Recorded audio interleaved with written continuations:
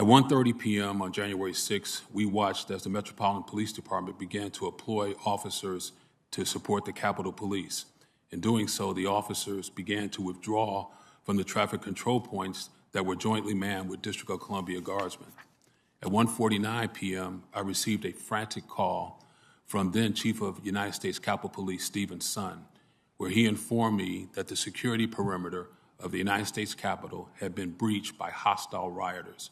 Chief Sund, his voice cracking with emotion, indicated that there was a dire emergency at the Capitol, and he requested the immediate assistance of as many available National Guardsmen that I could muster. Immediately after that 1:49 call, I alerted the U.S. Army senior leadership of the request.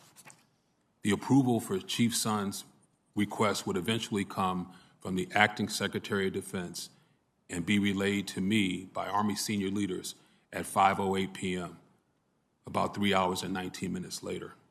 I had already had guardsmen on buses at the Armory ready to move to the Capitol.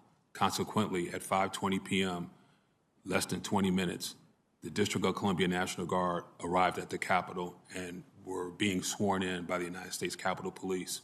So my question is, in June of 2020, as violence was escalating during the summer protest, were you able to immediately receive approval from the Secretary of the Army and the Secretary of Defense to deploy National Guard to assist law enforcement at that time?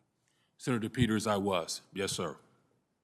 The Secretary of the Army was with me for most of that week. He came to the Armory.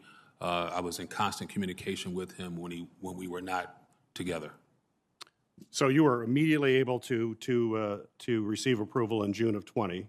From your testimony, I want to be clear. Were you able to immediately receive approval from the Secretary of the Army and the Secretary of Defense to deploy the National Guard on January 6th? No, sir.